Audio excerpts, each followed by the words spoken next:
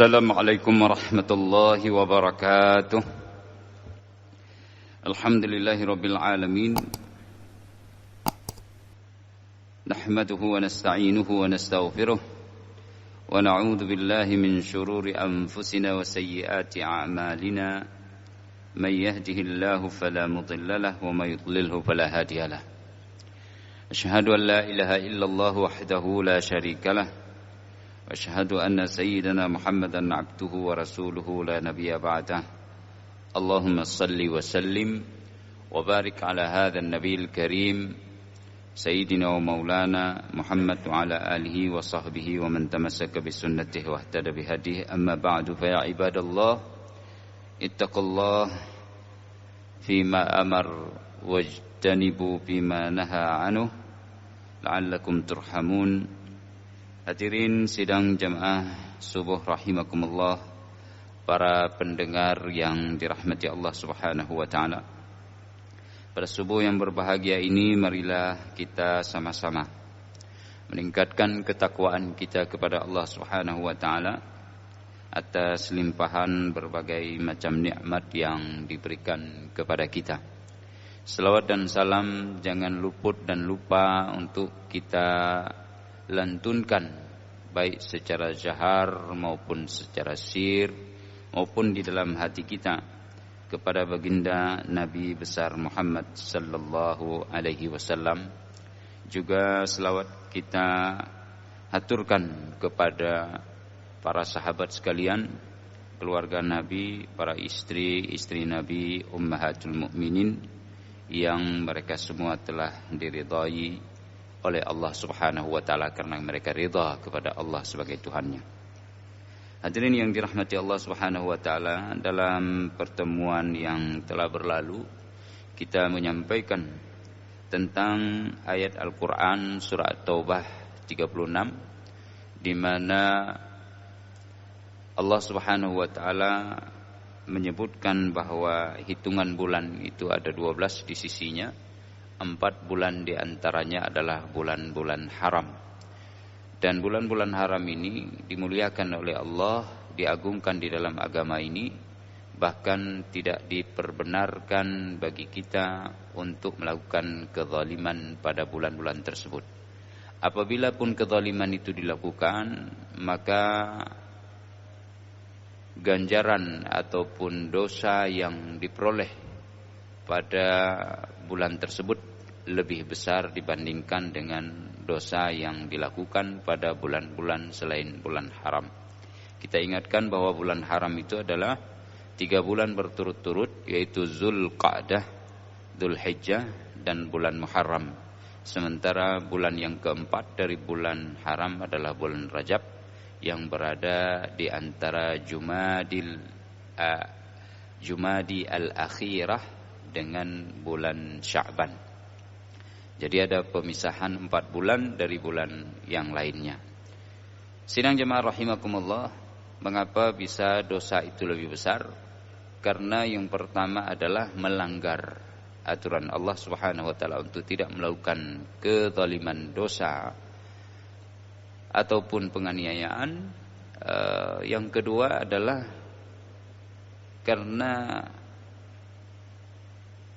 mengangkangi kehormatan dan keagungan bulan tersebut.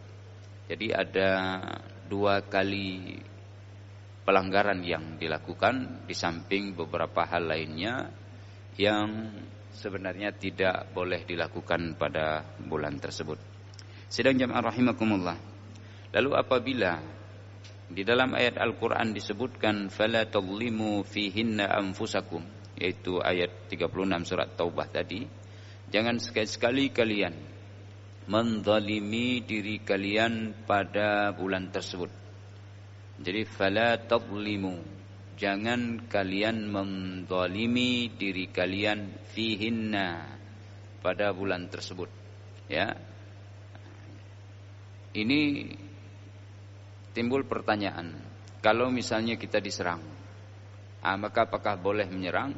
Sementara di akhir ayat disebutkan waqatilul musyrikina kaffatan hatta yuqatilunakum kaffah. Perangilah orang-orang musyrikin itu secara keseluruhan, sebagaimana mereka menyerang kalian atau memerangi kalian secara keseluruhan. Ini maknanya adalah ketika kita diserang duluan pada bulan-bulan tersebut, maka hak bagi kita untuk mempertahankan diri. Sehingga timbul pertanyaan yang kita sampaikan pada minggu yang lalu, apakah Rasulullah SAW pernah memerangi musuh-musuhnya pada bulan-bulan haram ini? Jawabannya jamaah rahimakumullah dan para pendengar sekalian, pernah. Dan dari 27 peperangan yang Nabi SAW ikut serta di dalam peperangan itu, 5 diantaranya terjadi pada bulan-bulan haram ini. 1 diantaranya sudah kita sebutkan, yaitu peperangan Badar yang terakhir. Karena perang Badar ada 3, kalau kita ulang kembali ini akan panjang, tapi kita ringkas. Perang Badar yang pertama itu namanya perang Badar Safwan, ya. Ini perang Badar Safwan ini atau disebut dengan perang Badar yang pertama terjadi pada bulan Jumadi al-Ula dan Jumadi al-Thaniyah. Ini tahun kedua Hijriah. Karena sebelumnya ini sudah terjadi hijrah, ya, sudah terjadi hijrah dan beberapa pasukan-pasukan perintis untuk melihat keadaan memata-matai musuh itu sudah terjadi, sehingga kemudian ada perang Badar yang pertama. Itu jaraknya sekitar 73 km dari kota Madinah Al-Munawwarah. Sidang jamaah rahimakumullah, perang Badar yang kedua atau disebut dengan perang Badar Al-Kubra, ya, perang Badar Al-Uzma. Ini terjadi pada bulan Ramadan, hari Jumat 17 Ramadan. Kita ketahui ini juga terjadi pada tahun maksud kami yang kedua Hijriah. Ya. Jadi ada Badar pertama, Badru Safwan atau Ghazwatu Safwan, itu nama lain. Yang kedua adalah perang Badar Al-Uzma atau perang Badar Al-Kubra atau Yaumal Qital ataupun Yaumal Furqan. Ini terjadi pada bulan Ramadan tahun kedua Hijriah. Sebelumnya yang awal Jumadil Ula dengan Jumadi Ats-Tsaniyah pada tahun kedua juga. Kemudian ada perang Badar yang terakhir. Itu jamaah rahimakumullah adalah peperangan yang terjadi pada bulan Zulqa'dah, ya, tahun keempat Hijriah atau disebut dengan Badrul Mau'id, di mana sudah ditantang Rasulullah oleh Abu Sufyan untuk berjumpa di dekat musim Badar atau di dekat transaksi perniagaan di seputaran wilayah Badar. Ini jaraknya 155 km dari kota Madinah. Hampir 2 kali atau lebih dari 2 kali perang Badar yang pertama. Perang Badar yang pertama itu 72 km, sementara ini 155 km dari kota Al-Madinah. Jamaah rahimakumullah, itu sudah kita sampaikan pada pertemuan yang lalu.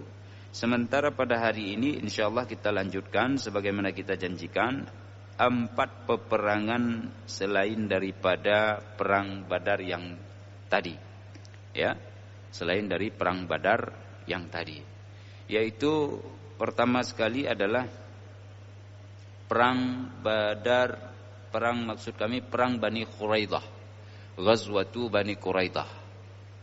Bani Quraidah ini salah satu daripada klan orang-orang Yahudi, ya.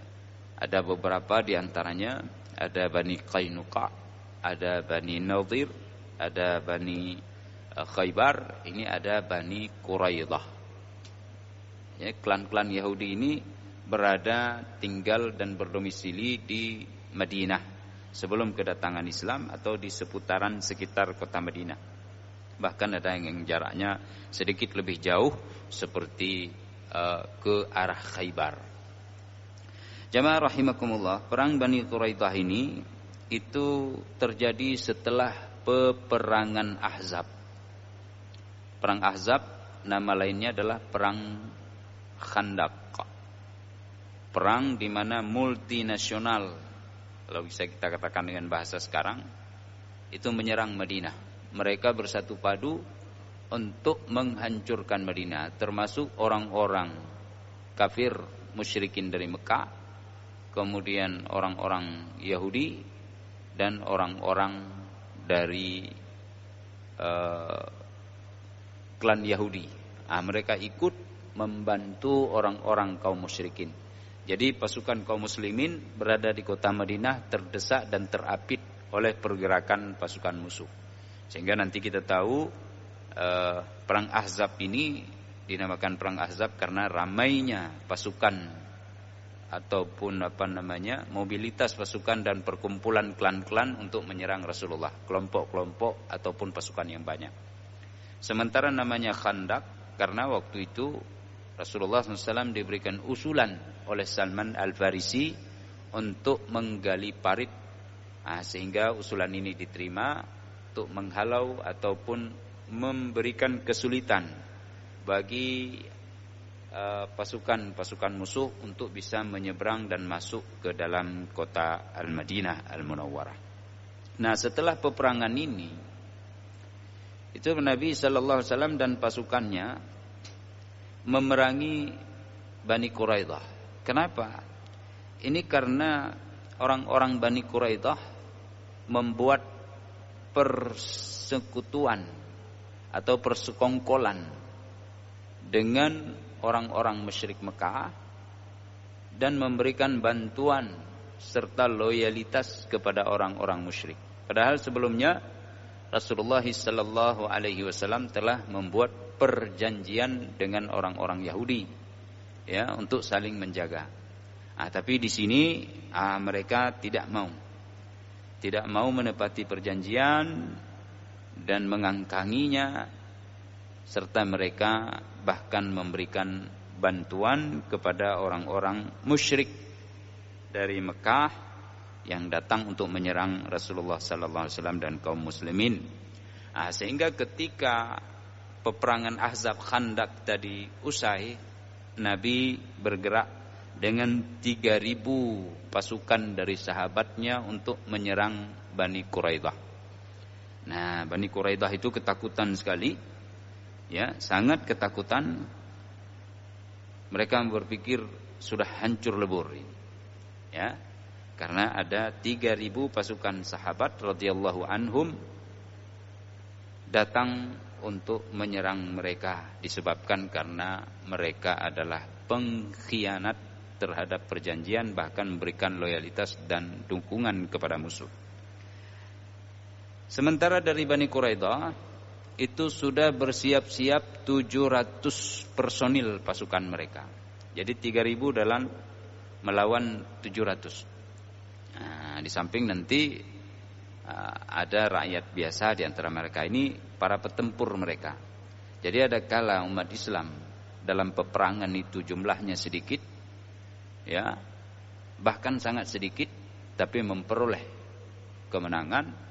Ada kala umat Islam mampu meraih kekuatan yang besar sehingga musuh itu hanya segelintir orang, bisa dihadapi dengan membawa pasukan yang banyak.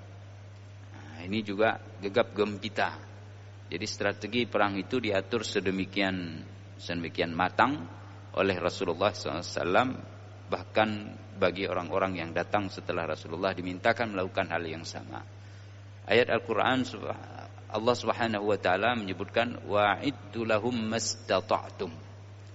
Persiapkanlah, ya, untuk menghadapi musuh-musuh kalian apa yang mampu kalian lakukan.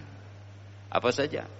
Mulai dari olah kekuatan fisik sampai kepada pengadaan dan produksi persenjataan.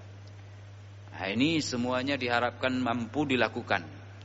Lalu bagaimana memata-matai musuh, melihat kekuatan mereka, mendengar kabar mereka, menyusup ke dalam pasukan, Bahkan untuk penyusupan itu sendiri boleh dalam situasi perang untuk memakai gaya-gaya kamuflase, gaya bunglon, bisa menyamar, memakai pakaian mereka. Karena yang kita cari adalah ridha Allah Subhanahu wa taala dan i'la'i kalimatillah. Ya, untuk meninggikan kalimat Allah dan membatasi pergerakan musuh untuk tidak menzalimi diri mereka sendiri dan tidak pula menzalimi orang-orang lain, apalagi mengajak orang lain untuk meninggalkan agama ini, simbol-simbolnya, syariat-syariatnya, penghormatan dan kemuliaan agama. Maka harus dibatasi, bahkan dipertahankan hal-hal yang seperti ini. Jadi seandainya ada yang menyusup lalu dianggap sebagai pengkhianat, belum tentu. Ya, belum tentu benar. Rakyat biasa mungkin menganggap dia sebagai pengkhianat, tapi dia hanya ingin memperoleh keridhaan Allah. Hanya ingin peroleh keridhaan Allah Subhanahu wa taala. Jadi orang lain bisa menganggap ente pengkhianat. Tidak perlu lagi dijelaskan, saya bukan pengkhianat. Kalau waktunya ada nanti akan dijelaskan. Kalaupun untuk menyembunyikan hal seperti itu demi tidak terbuka kedoknya kepada musuh dan tidak sampai membeberkan rahasia pergerakan daripada strategi maupun politik peperangan itu sendiri, maka dia biarkan dianggap sebagai pengkhianat, tapi di sisi Allah Subhanahu wa taala dia adalah sebagai muslim. Jamaah rahimakumullah, dalam perang antara Bani Quraidah dengan pasukan Rasulullah sallallahu alaihi wasallam, ini yang terjadi pada pada bulan Zulqa'dah tahun ke-5 Hijriah, di mana pasukan Rasulullah ada 3.000 personil, sementara pasukan Bani Quraidah ada 700 personil. Hadirin yang dirahmati Allah Subhanahu wa taala, tempatnya itu adalah di tempat Bani Quraidah ini. Kalau sekarang itu tidak terlalu jauh, ya, tidak terlalu jauh dari tempat Rasulullah sallallahu alaihi wasallam. Sehingga kalau kita ke Madinah sekarang itu dekat sekali itu. Ya, dekat sekali dengan Al-Madinah Al-Munawwarah atau dengan Masjid An-Nabawi. Hadirin yang dirahmati Allah Subhanahu wa taala, kalau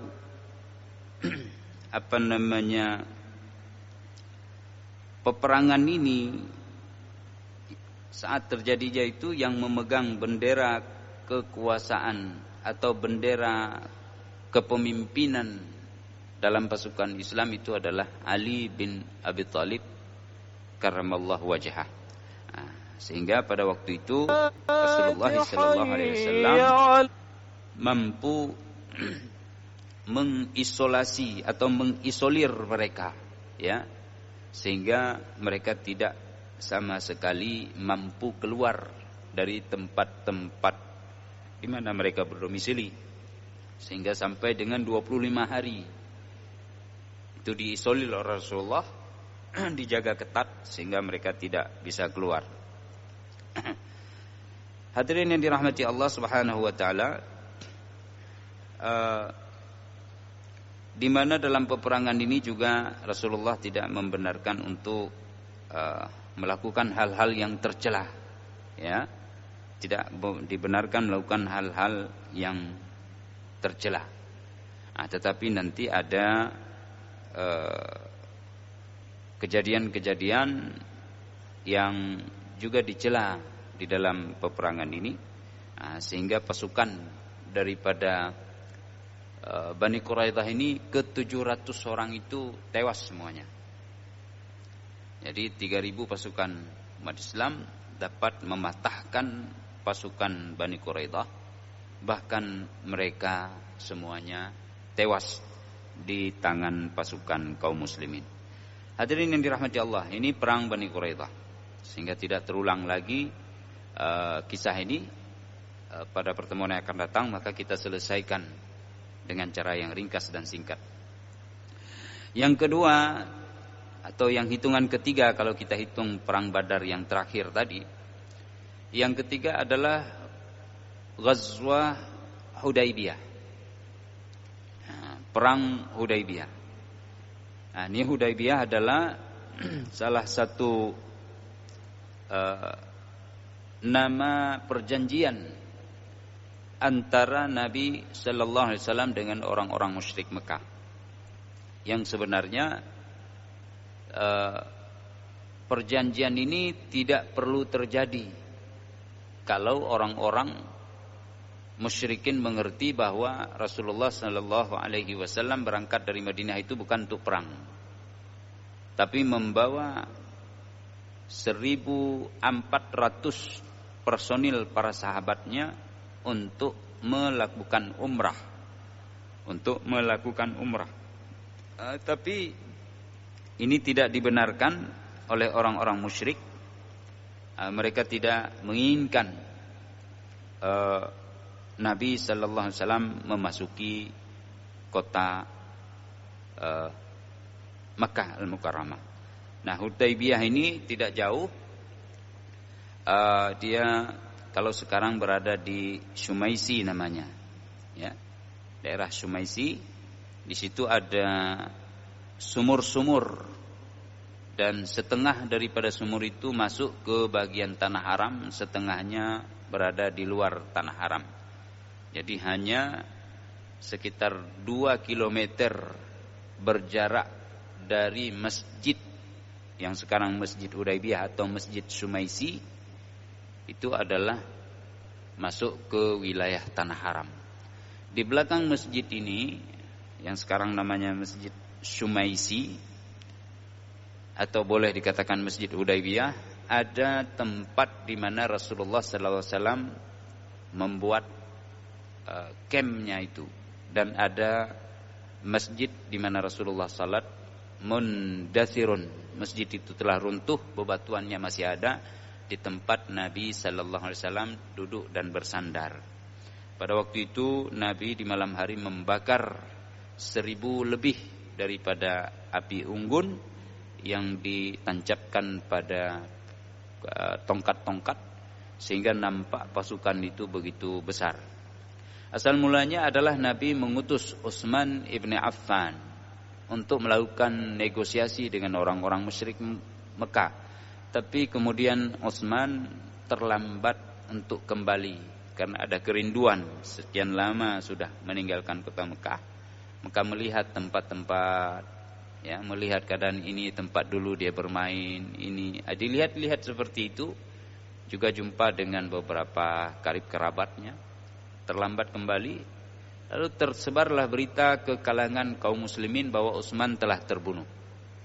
Sehingga kaum muslimin geram dan marah, ingin membela pertumpahan darah terhadap Utsman ibn Affan.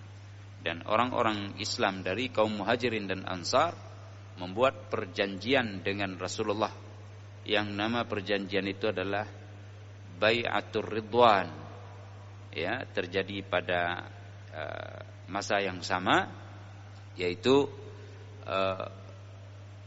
dalam perjanjian itu para sahabat rela untuk mati menjadi martir, ya, atau rela menjadi syuhada, membela mati-matian darah Utsman bin Affan, dan mereka berjanji kepada Rasulullah sallallahu alaihi wasallam. Ini juga perjanjian Bai'atur Ridwan ini terjadi pada bulan Dzulqa'dah, ya, tahun ke-6 Hijriah. Tetapi kemudian Utsman kembali, sehingga tidak terjadi perang. Orang-orang kafir datang dari Mekah lalu membuat perjanjian namanya Perjanjian Hudaybiyah. Jadi pada saat itu terjadi 2 perjanjian. Perjanjian internal umat Islam, yaitu namanya Bai'atur Ridwan, kesetiaan dan bersedia mati untuk berjuang di sisi Rasulullah SAW, membela harkat, kehormatan serta darah Utsman. dan ada perjanjian Hudaybiyah antara pasukan Rasulullah SAW dengan orang-orang musyrik Mekah. Hadirin yang dirahmati Allah Subhanahu wa taala, ini adalah perang yang kedua. Nah, sehingga dengan peperangan ini dihasilkanlah beberapa hal-hal positif, ya. Di antaranya adalah dengan perjanjian itu tadi. Tidak dibenarkan umrah kecuali setahun kemudian. Ini dibatalkan sehingga Rasulullah kemudian menyembelih karena sudah memakai pakaian ihram. Membatalkan ihram itu maka menyembelih mereka sanksi atau membayar dam istilahnya. Nah, ini terjadi pada perang Hudaybiyah. Jamaah rahimakumullah, selanjutnya ada perang Khaybar. Itu dalam hitungan yang keempat dari 5 pertempuran yang terjadi pada masa Rasulullah dan Rasulullah ikut di bulan-bulan haram tadi. Nah, sehingga mana ayat, ya, waqatilul musyrikina kaffah, ayat 36 surat Taubah, kama yuqatilunakum kaffatan, itu terrealisir dan teraplikasi pada masa Rasulullah. Meskipun kata sebelum waqatilul musyrikin ini ada fala tadhlimu fihinna anfusakum. Langsung kemudian waqatilul musyrikina kaffah. Tidak boleh menzalimi diri kalian. Orang Arab menghargai bulan-bulan ini. Sampai ke dalam Islam juga dihargai. Tetapi ketika diserang atau dibuat kerancuan terhadap Islam, umat Islam harus memukul balik atau membela diri. Nah, di antara peperangan yang terjadi pada bulan itu yaitu Ghazwatu Khaybar, perang Khaybar. Nah, ini juga yang dilawan orang-orang Yahudi. Ya, kalau tadi Bani Quraidah juga Yahudi, ini juga Yahudi. Nah, ini terjadi pada tanggal 20 dari bulan Muharram tahun ke-7 Hijriah. Ya. Nah, jadi sudah berapa itu? Tadi terjadi pada bulan Zulqa'dah, ya. Kemudian ini terjadi pada bulan Muharram. Nah, jadi bulan haram itu Zulqa'dah, Zulhijjah, Muharram, Rajab. Ini sudah ada pada bulan Muharram tahun ke-7 Hijriah. Nah, apa yang terjadi? Sebabnya adalah karena ada pergerakan orang-orang Yahudi Khaybar. Ya. Orang-orang Yahudi Khaybar itu membuat pergerakan memprovokasi orang-orang kabilah-kabilah Arab Badui itu untuk menyerang kaum muslimin di Madinah. Jadi ada suku-suku Badui yang ada di seputaran Madinah, ya. Itu ditahrid, ya, diprovokasi oleh orang-orang Khaybar dari orang-orang Yahudi untuk melawan kepemimpinan Rasulullah di Al-Madinah Al-Munawwarah. Nah, oleh karena itu berita ini sampai kepada Rasulullah, maka Rasulullah sallallahu alaihi wasallam menggerakkan 1.600 personil pasukan dan kesatria Islam radhiyallahu anhum untuk menyerang mereka, ya. Nah, yang menariknya adalah dalam 1.600 personil kesatria Islam ada sekitar 200 pasukan penunggang kuda. Jadi 1.600. Kalau sebelumnya kan kita ceritakan sedikit-sedikit pasukan kudanya 50. Tapi kali ini Rasulullah mengikut sertakan 200 personil pasukan berkuda. Nah, karena pasukan berkuda ini punya kemampuan untuk mengalahkan sampai dengan seratusan musuh itu dengan sekali hujum, sekali sekali penyerangan karena dia mampu mengalahkan musuh itu. Susah untuk ditebas.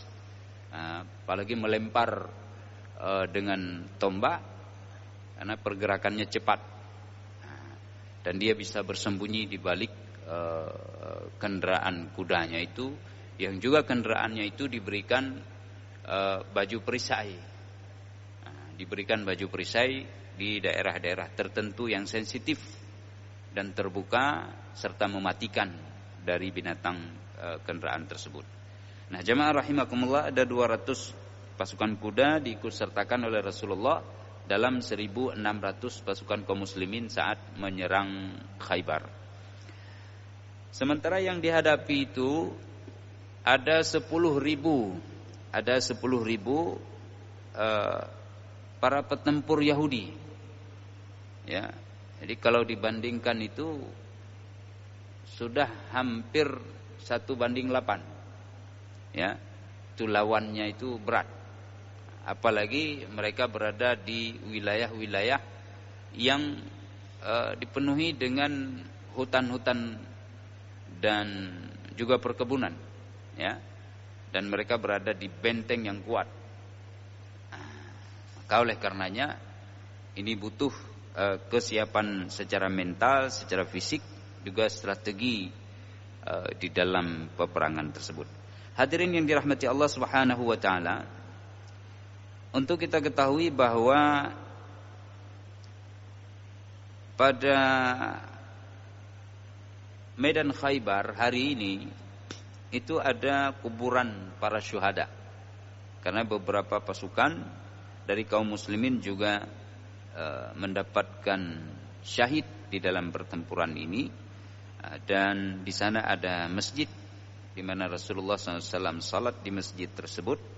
Sampai sekarang masih ada bekasnya, bekas masjid yang sudah runtuh tapi tidak dihancurkan, dibiarkan begitu untuk menjadi tanda, ya, untuk menjadi tanda bahwa disitulah terjadi pertempuran Khaybar, sekaligus ada makam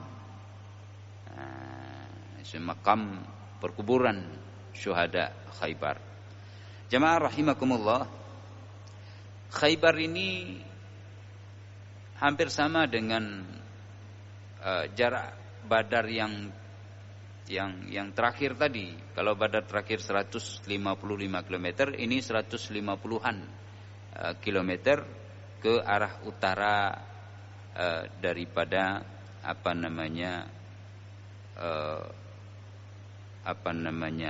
Madinah Al-Munawwarah. Di sana Rasulullah sallallahu alaihi wasallam juga membuat mukhayyam dan terjadi pertempuran itu, jamaah rahimakumullah. Yang memegang bendera waktu itu adalah Abu Bakar As-Siddiq radhiyallahu anhu, ya, kemudian Umar dan juga Ali bin Abi Thalib, karena pasukan dibagi kepada beberapa kelompok besar. Hadirin yang dirahmati Allah Subhanahu wa taala, yang terakhir yang ingin kita sampaikan dari 5 peperangan yang terjadi pada bulan yang Muharram, yaitu perang Tabuk. Ya, perang Tabuk, wilayah Tabuk. Nah, ini terjadi pada bulan Rajab tahun ke-9 Hijriah. Ya, tahun ke-9 Hijriah. Ini jaraknya jauh sekali. 778 km. Hampir 800 km dari kota Madinah. Jadi berat sekali perjalanannya untuk menuju ke wilayah Tabuk. Apa yang terjadi? Dasarnya sebenarnya adalah orang-orang munafik yang ada di seputaran Madinah. Mereka membangun dan mendirikan satu masjid tandingan terhadap umat Islam untuk melawan masjid, baik itu Masjid Nabawi maupun masjid di Quba.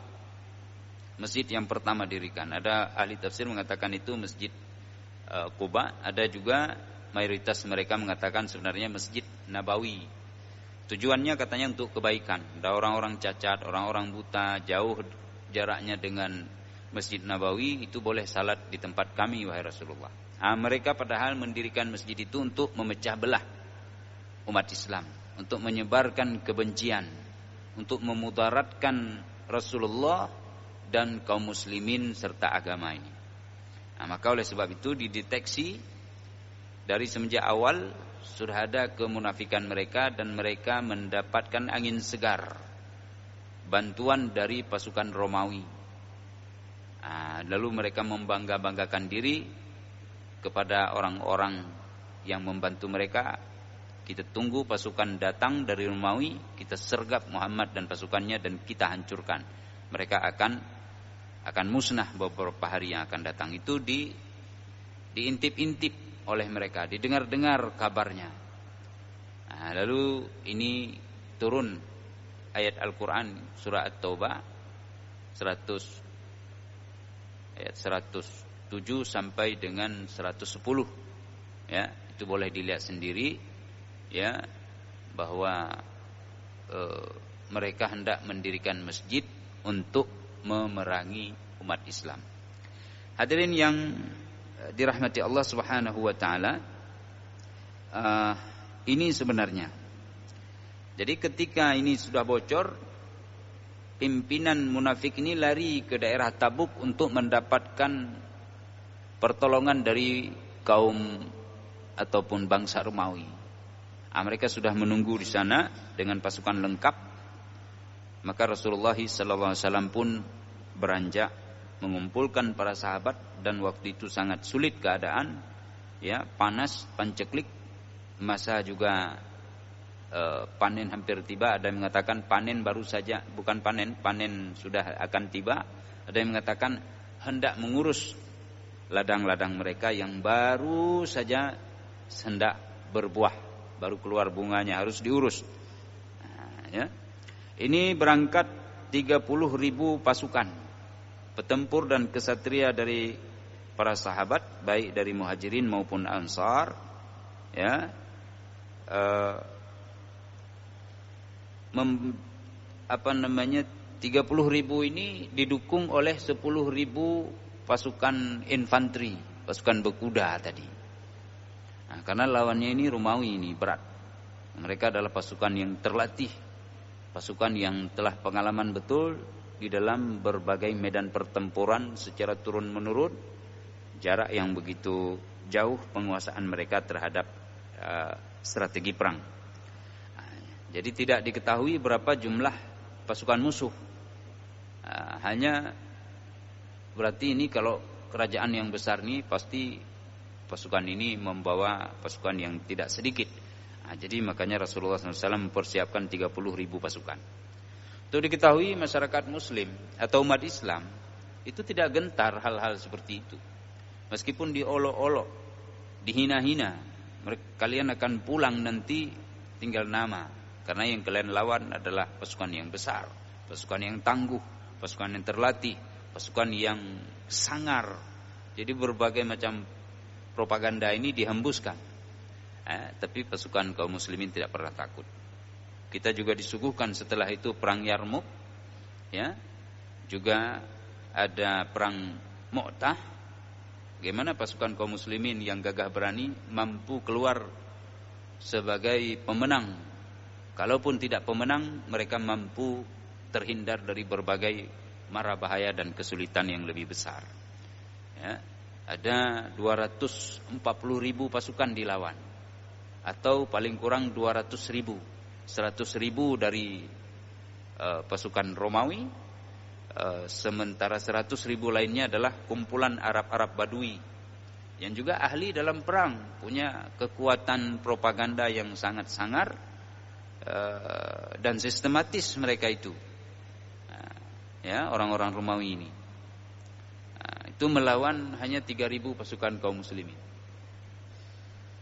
Ya, sehingga 3 jenderal Islam itu wafat di dalam pertempuran itu. Zaid bin Harithah, kemudian ada Ja'far bin Abi Talib, kemudian ada Ibnu Ruwahah, ya, itu wafat 3-3-nya. Yang keempat baru bendera kepemimpinan dipegang oleh Khalid bin Walid, dan Khalid mampu mempertahankan kedikjayaan Islam dan keluar dari malapetaka dan kesulitan peperangan sehingga mampu kembali lagi ke Al-Madinah Al-Munawwarah. Dan dia pun sebelumnya sudah dikatakan oleh Rasulullah, kepemimpinan akan dipegang oleh Saifun min Suyufillah, pedang dari sekian pedang-pedang Allah. Setelah 3 orang ini syahid, mereka sudah tahu akan syahid tapi berangkat juga. Inilah gagah berani.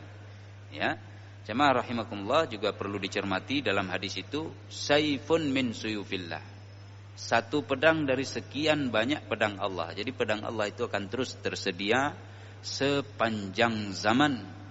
Dan hadis menyebutkan, la tazalu ta'ifatun min ummati yuqatiluna aduwahum atau zahirina bil haqqi. Ya, senantiasa sepanjang zaman umatku akan menjadi petempur dan mereka akan terus menang. Sidang jemaah rahimakumullah, di dalam peperangan yang terakhir yang dari 5 yang kita nyatakan berada di bulan Muharram ini, ya, yang terjadi di Tabuk. Tapi nanti tidak sempat bertemu 2 pasukan ini karena Romawi juga gentar dan ketakutan itu. Ya, ada keuntungannya, yaitu di mana Nabi membuat perjanjian dengan masyarakat Badui Arab di seputaran sepanjang perjalanan dari Madinah menuju ke Tabuk, terutama di seputaran wilayah Tabuk.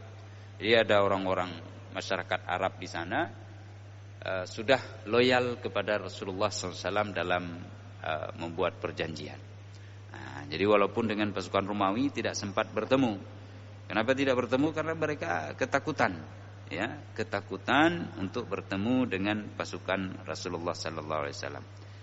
Benderanya waktu itu dipegang oleh Abu Bakar Siddiq. Kemudian bendera yang paling besar, ya, itu maksudnya begini, al-liwa al-azam itu, kepemimpinan yang agung itu dipegang oleh Abu Bakar Siddiq, sementara bendera itu dipegang kepada Zubair, ya, Ibnul Awwam radhiyallahu anhu. Kemudian kepemimpinan dari orang-orang Aus, ya, karena ada Muhajirin, ada Ansar. Ansar itu ada 2, ada Khazraj dan Aus, ya. Sementara untuk orang Aus dipegang oleh Usaid bin Khudair, ya, itu diberikan benderanya kepada beliau. Dan bendera Khazraj dipegang oleh Abu Dujana. Kita cerita, pernah dengar Abu Dujana diserahkan pedang oleh Rasulullah. Siapa yang mau pegang pedang ini? Maka Ali minta, tapi tidak dikasih oleh Rasulullah. Ya, dipeganglah pedang itu oleh Abu Dujana. Ya, oleh Abu Dujana, ya, dari orang-orang Ansar, klan Khazraj. Sidang jamaah rahimakumullah, inilah beberapa perang Rasulullah, yaitu 5 perang yang terjadi pada bulan Muharram dari 27 peperangan yang Rasulullah ikut di dalamnya. Kami rasa pada subuh yang berbahagia ini sampai demikian, sehingga tidak terulang. Mohon maaf jika agak sedikit panjang penyampaian ini. Barakallahu li wa lakum. Subhanakallahumma bihamdika asyhadu an la ilaha illa anta astaghfiruka wa atubu ilaik. Wassalamualaikum warahmatullahi wabarakatuh.